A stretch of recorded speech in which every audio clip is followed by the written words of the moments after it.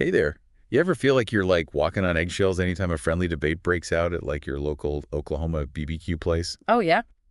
Well, today's deep dive is all about finding some inner peace, like some serious inner peace, even Yep. when we're talking about the things that, could make a sooner and cowboy like butt heads. Oh, yeah, for sure. We're going deep on some ancient wisdom today, talking about samadhi and Maya hmm and even Socrates' last words. It's really wild how, like, these age-old ideas can help us navigate, like, all the tricky conversations we seem to be having all the time these days, Right. especially in a place like Oklahoma, Yeah. where everybody, they've got their strong opinions and they love a good debate. Yeah, absolutely. All right, so let's start with this idea of samadhi. Okay. It sounds kind of intimidating.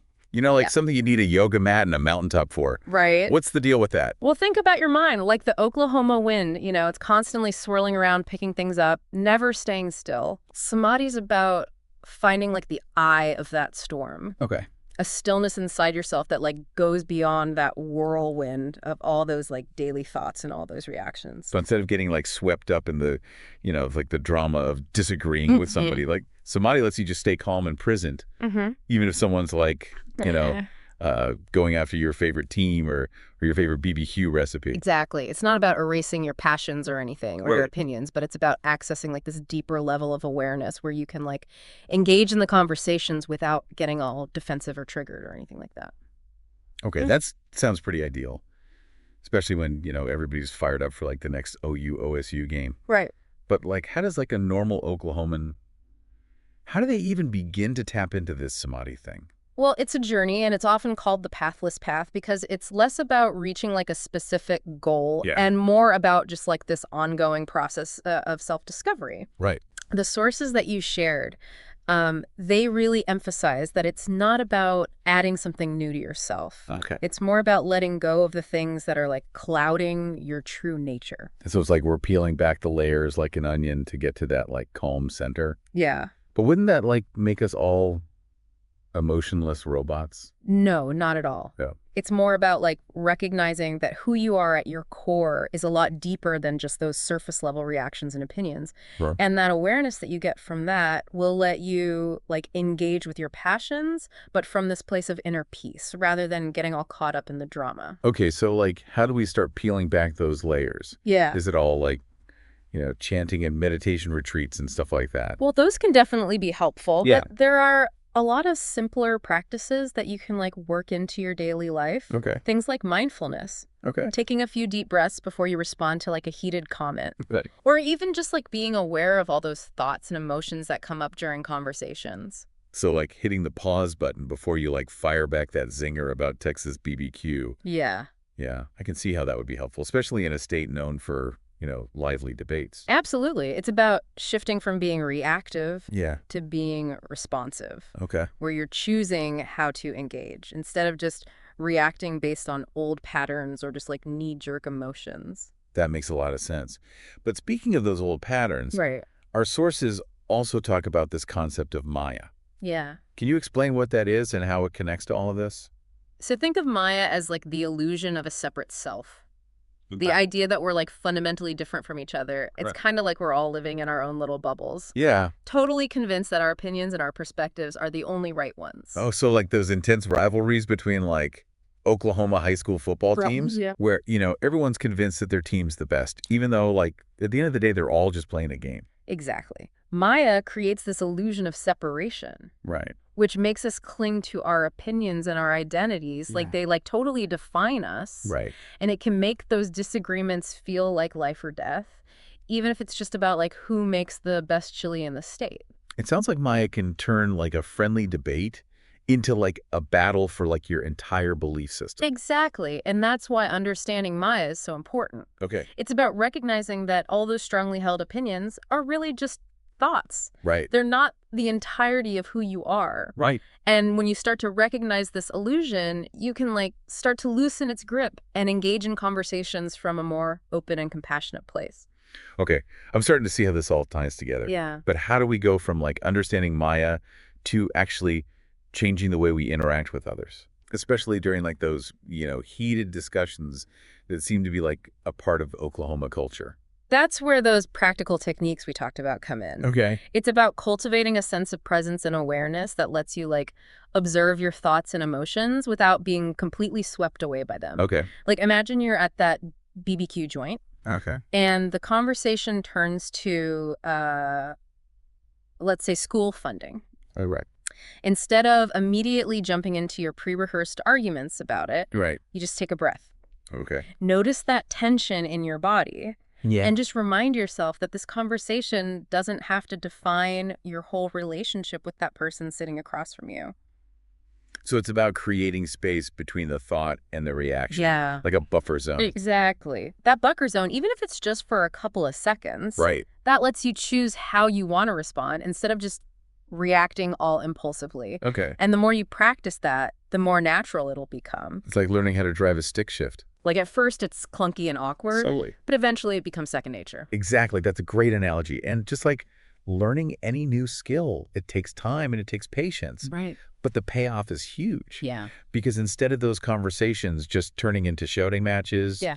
or, leaving everybody feeling resentful, you can actually have a meaningful exchange of ideas even if you don't agree completely. So even if you're like a diehard Sumer fan talking to a total cowboy fanatic, you can still find some common ground. Absolutely. Because underneath all those team loyalties, Right. you're both Oklahomans who care about, the well-being of their state and their people. Yeah. And that's what samadhi helps us tap into, Okay. that shared humanity that connects us beyond all our differences. This reminds me of something else from the sources. Yeah. Socrates' last words about paying a debt to Asclepius. Oh, yeah. How does that fit into what we've been talking about? That's a really good connection.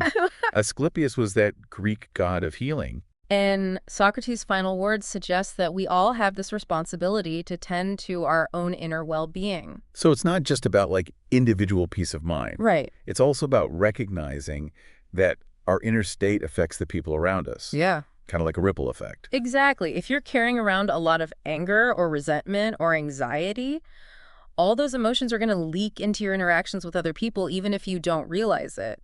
So paying the debt to Asclepius means taking care of our own mental and emotional health so that we can show up as our best selves in those conversations. Yeah. Even the tough ones. Exactly. And that can look like all kinds of things, Right. like taking time for self-reflection, practicing mindfulness, or even just making sure you're getting enough sleep and eating healthy food. It's about realizing that taking care of yourself isn't selfish. Right. It's actually like an act of service to your community.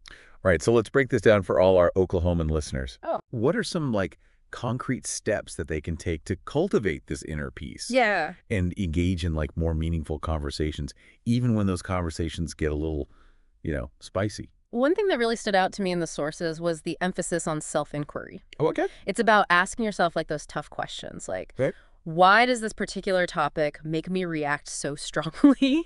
Or am I really listening to understand, or am I just waiting for my turn to talk? So instead of just firing back a snarky comment about somebody's political views, Right. take a moment to examine why those views are pushing your buttons. Exactly. That self-awareness is key to breaking free from those reactive patterns and engaging in a more thoughtful and compassionate way. That all sounds great in theory. Yeah. But let's be real. Right. Not everyone's going to become like a Zen master overnight. Of course not.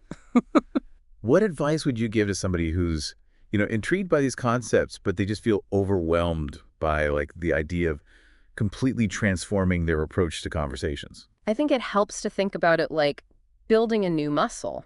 Okay. One that helps us stay grounded and present even when things get heated. Okay. And just like any muscle, it takes consistent effort to build it up. Yeah. So start small. Okay. Maybe it's committing to taking 3 deep breaths before responding during a challenging conversation. Right. Or consciously choosing to listen with the goal of understanding, even if you disagree. So instead of approaching those conversations like a battle that has to be won, Right. we're shifting the focus to building understanding and connection. Exactly. That feels like a much healthier approach, especially in Oklahoma, where people are known for their passionate personalities. I agree. It's not about suppressing those passions. It's about channeling them in a way that encourages genuine communication rather than division. You know what? This has been a really eye-opening deep dive. I'm already feeling inspired to approach those tough conversations with more awareness and intention. I'm glad to hear that. Do you have any final thoughts for our listeners before we wrap things up? Remember that even the tiniest steps towards cultivating inner peace can, like, have a ripple effect. Yeah. Just imagine an Oklahoma where people can disagree without losing their cool Right. or resorting to personal attacks. Yeah. A place where those BBQ debates stay lively and fun, Yeah. but still respectful. Right. Where even Sooners and Cowboys can find common ground. That's a vision worth striving for. So to all our Oklahoman listeners out there, Mhm. remember the next time you find yourself in a heated discussion, Yeah. take a breath, Right. tap into that inner stillness, Exactly. and see if you can shift the conversation from conflict to connection. Yeah. Who knows, you might just inspire the people around you to do the same. That's how we start creating a more harmonious and understanding Oklahoma. Right. One conversation at a time. Well said.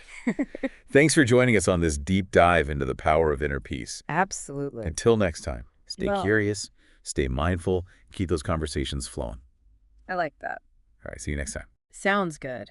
It's about creating space between the thought and the reaction, like a buffer zone. Yeah, like a buffer zone. Exactly. That buffer zone, even if it's just like a couple of seconds, Right. It lets you choose how you want to respond instead of just like knee-jerk reacting impulsively. Yeah. And like the more you practice that, the more natural it'll become. That makes sense, yeah. Yeah. It's kind of like, That's like learning how to drive stick. yeah. It's Like at first it's clunky and it's awkward, but eventually it's like second nature. You don't even think about it. conversation at a time. Well said. Thanks for joining us on this deep dive into the power of inner peace. Of course, it was my pleasure. Until next time, stay curious, stay mindful, and keep those conversations flowing. I like that a lot. All right, we'll see you next time. Sounds good.